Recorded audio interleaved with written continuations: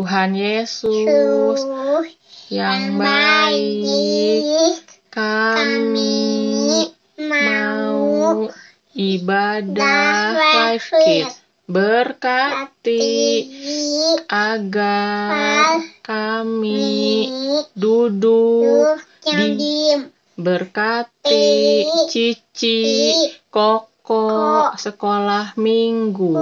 Amin. Hai adik-adik, Shalom. Selamat berjumpa kembali dalam ibadah online Life Kids. Apakah kalian semua sudah siap untuk memuji Tuhan hari ini? Yuk sama-sama kita akan naikkan pujian untuk memuji dan membesarkan nama Tuhan.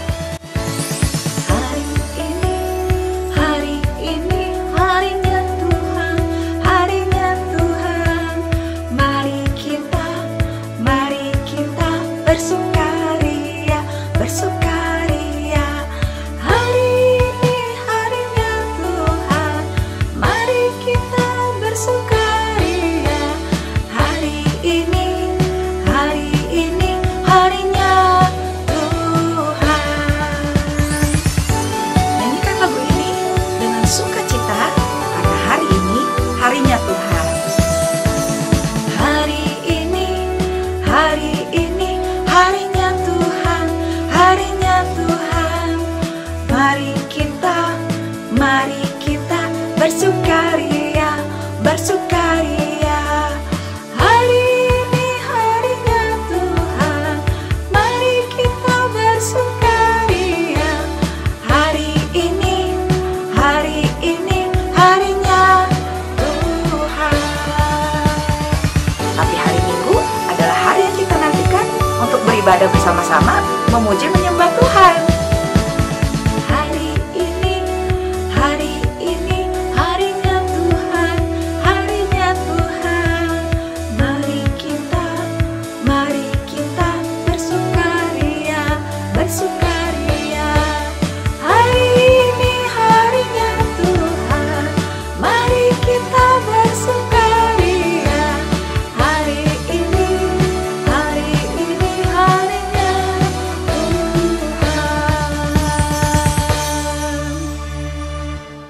Adik-adik, kita siapkan diri kita untuk kembali memuji Tuhan.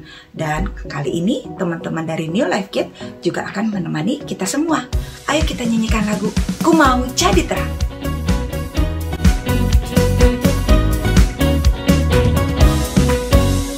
Ku mau jadi terang, ku mau jadi terang, ku mau bersinar dalam gelap. Ku mau jadi terang, ku mau jadi terang, bersinar bagi Tuhan.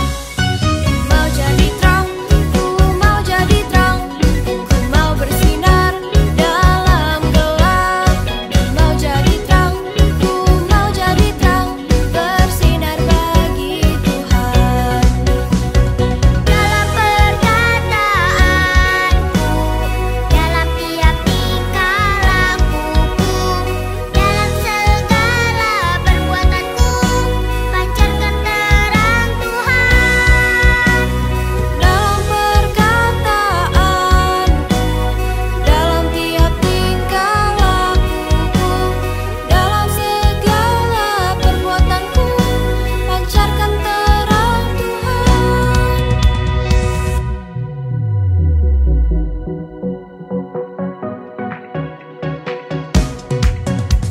Ku mau jadi terang, ku mau jadi terang, ku mau bersinar dalam gelap.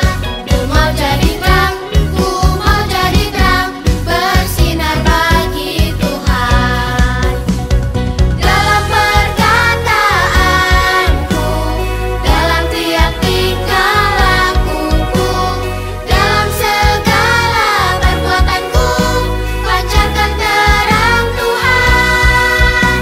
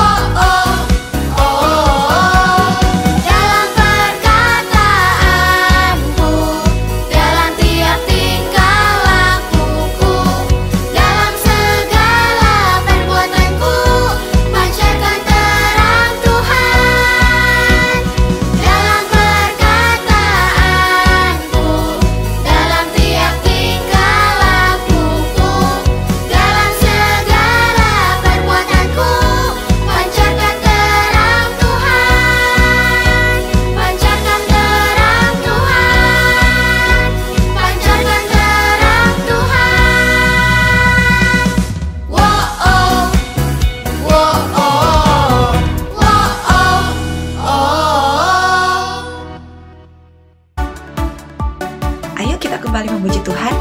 Dan kali ini kita akan kembali ditemani oleh teman-teman kalian dari New Life Kid. Tubuhku memuji Tuhan. Mataku melihat kebaikan Tuhan, telingaku mendengarkan firman Tuhan, dan mulutku bernyanyi memuji Tuhan. Tangan dan kakiku menari bagi Tuhan. Mata, telinga, mulut, tangan, kaki, semua tubuhku untuk Tuhan. Mata, telinga, mulut, tangan, kaki, semua tubuhku memuji nama Tuhan.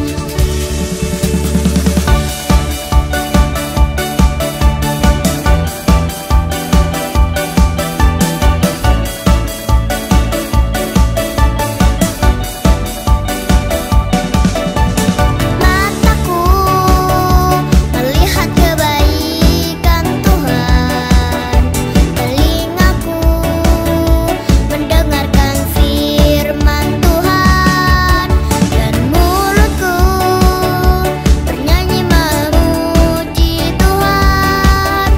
Tangan dan kakiku menari bagi Tuhan. Mata, telinga, mulut, tangan, kaki, semua tubuhku untuk Tuhan. Mata, telinga, mulut, tangan, kaki, semua tubuhku memuji nama Tuhan.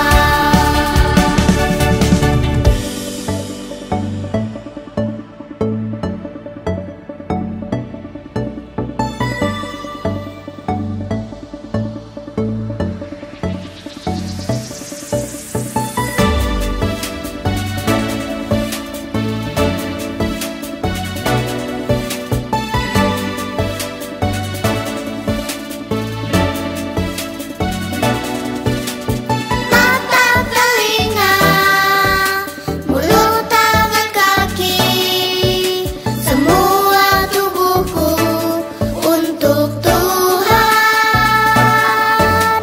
Mata, telinga, mulut, tangan, kaki, semua tubuhku memuji nama Tuhan.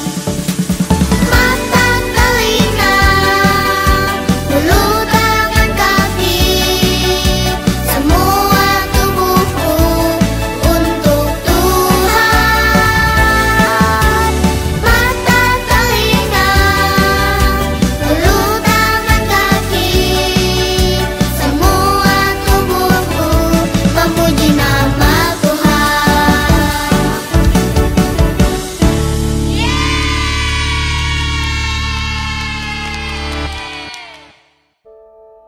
Yuk kita siapkan hati kita untuk firman Tuhan. Jangan ada yang main-main lagi ya. Firman Tuhan yang kita dengar akan membuat kita bertumbuh subur dan berbuah lebat untuk menjadi berkat bagi sesama. Firman Tuhan ku dengar, ku tanam di hatiku.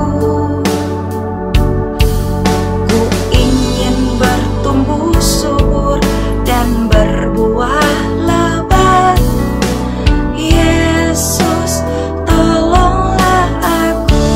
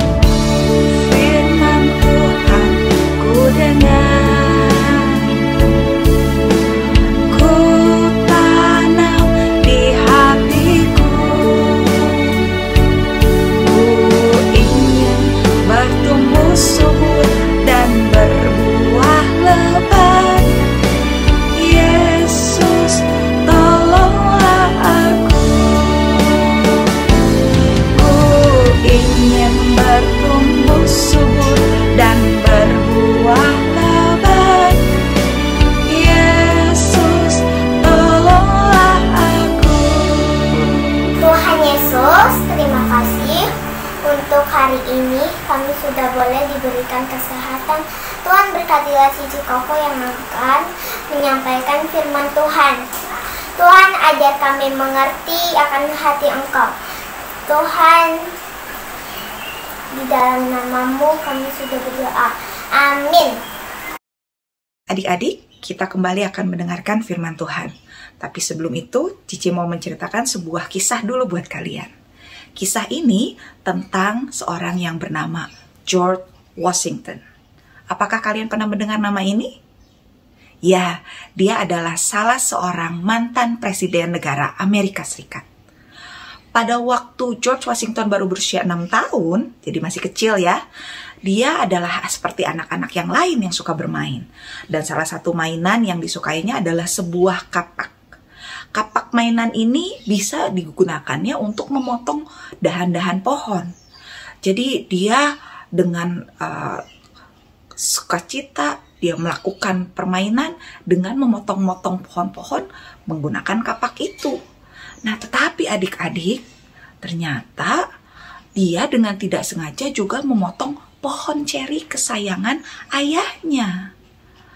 Nah, waktu ayahnya mengetahui hal itu, bahwa pohon cerinya sudah rusak karena ada yang memotongnya, ayahnya dengan kesal pulang ke rumah lalu bertanya, siapa yang sudah memotong pohon ceriku? Gitu kan ya. Nah, orang-orang gak ada yang berani untuk menunjukkan bahwa yang memotongnya itu George Washington, karena mereka tahu nanti si George bisa dimarahin sama ayahnya. Karena itu yang lain diem aja. Tetapi kemudian ayahnya ini memanggil George dan kemudian bertanya, George, apa kamu tahu siapa yang sudah memotong pohon ceri kesayangan ayah?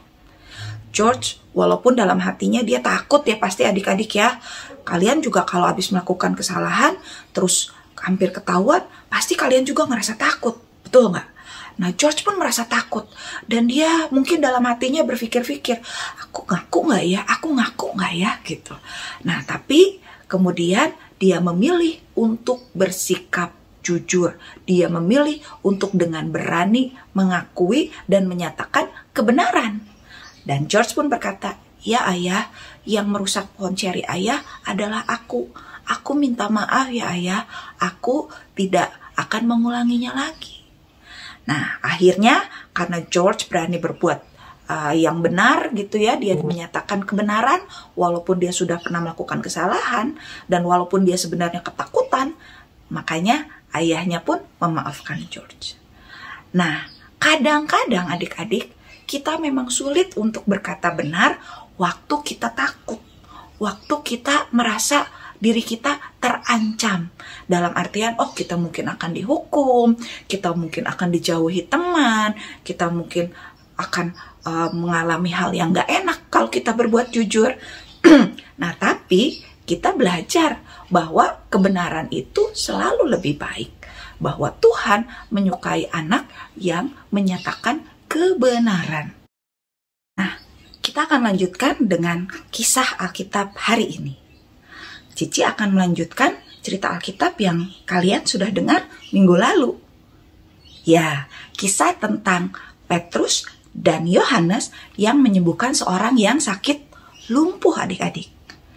Nah, karena orang lumpuh itu adalah seorang yang sudah lama lumpuh, maka orang-orang yang ada di sekitar orang ini, yang ada dan melihat, menyaksikan bagaimana orang lumpuh ini sembuh, mereka sangat kagum. Dan mereka semua akhirnya mau tahu siapa sih yang sudah menyembuhkan orang lumpuh ini, ya. Jadi Rasul Petrus dan Rasul Yohanes menggunakan kesempatan untuk menceritakan tentang Yesus. Dan ini menarik perhatian ahli-ahli Taurat, para ahli agama yang saat itu ada di sana. Dan kemudian mereka memerintahkan untuk memanggil Petrus dan Yohanes. Dan karena hari itu sudah agak malam, akhirnya Petrus dan Yohanes bahkan mereka sempat taruh di penjara dulu adik-adik. Sebelum keesokan harinya, kemudian mereka dipanggil. Dan waktu Petrus dan Yohanes dipanggil, Cici pikir mereka pasti ada rasa takut juga ya dalam hatinya. Karena yang memanggil ini adalah orang-orang yang terpandang, orang-orang yang dihormati, orang-orang yang dianggap mengetahui banyak tentang hukum agama mereka. Jadi waktu kemudian mereka ditanya oleh imam kepala, siapa yang sudah menyembuhkan orang lumpuh itu, Cici yakin dalam hati mereka mungkin sempat ada perdebatan, ada ragu-ragu gitu ya. Tapi kemudian Petrus dan Yohanes dengan berani menyatakan bahwa orang lumpuh itu sembuh oleh karena nama Yesus. Yesus yang sudah disalibkan tetapi yang sudah dibangkitkan oleh Allah. Wah, waktu mendengar hal ini adik-adik, para imam mereka marah sekali. Mereka nggak suka adik-adik kalau Petrus dan Yohanes memberitakan tentang Yesus yang menurut mereka adalah orang yang sudah mati. Padahal kita tahu ya adik-adik kalau Yesus kita adalah Tuhan yang hidup. Jadi walaupun orang-orang itu kemudian menahan Petrus dan Yohanes, bahkan melarang dia memberitakan tentang Tuhan Yesus adik-adik, tapi Petrus dan Yohanes tidak gentar. Mereka tetap berkata bahwa mereka mau lebih taat kepada Tuhan daripada kepada manusia. Mereka tidak takut walaupun diancam, walaupun dibilang akan dihukum adik-adik. Karena mereka lebih takut kepada Tuhan daripada kepada manusia.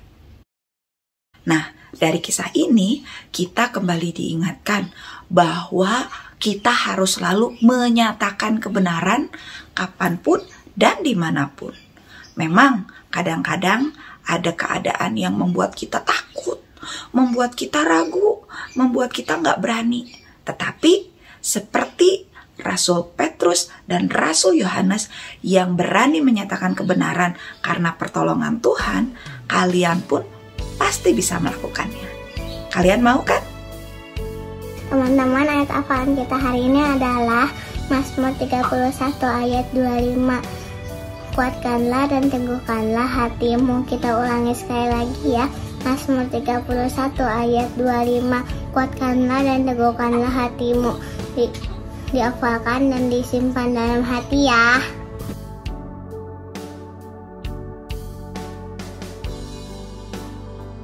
Jadi ingat ya adik-adik, kapanpun dan dimanapun, ayo kuatkan dan teguhkan hati untuk selalu menyatakan kebenaran, terutama kebenaran mengenai Injil keselamatan Yesus Tuhan Juru Selamat kita. Kalian mau melakukannya? Yuk kita berdoa sama-sama. Bapa kami yang bertahta dalam kerajaan surga, pada saat ini Tuhan, kami datang kepadamu. Kami mengakui Tuhan bahwa kadang-kadang kami takut untuk menyatakan kebenaran, bahwa ada kalanya tidak mudah untuk kami untuk berkata benar. Tetapi Tuhan, kami tahu Tuhan memberikan kekuatan, Tuhan memberikan keberanian, Tuhan memberikan keteguhan kepada kami untuk bisa selalu berkata benar kapanpun dan dimanapun. Terutama untuk kami bisa memberitakan mengenai keselamatan yang daripadamu, yang sudah dinyatakan melalui kematian Yesus di kayu salib dan kebangkitannya yang memberi kemenangan buat kami semua. Tuhan Yesus, ajar kami menjadi anak-anak-Mu yang selalu berani berkata benar, seperti Rasul Petrus dan juga Rasul Yohanes yang dapat melakukannya karena pertolongan dari Roh Kudus. Tolong kami ya Tuhan, dalam nama Yesus kami berdoa dan mengucap syukur. Haleluya. Amin. Kalau kalian dalam keadaan sehat, biasakan untuk bisa beribadah di gereja ya adik-adik. Sampai jumpa. Tuhan Yesus memberkati.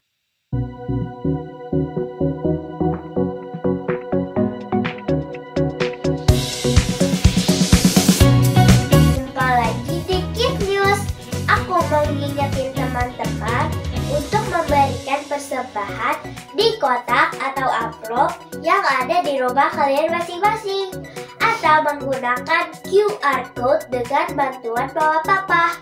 Dan ini adalah nomor WA untuk teman-teman dapat memberikan kesaksian atau minta didoakan.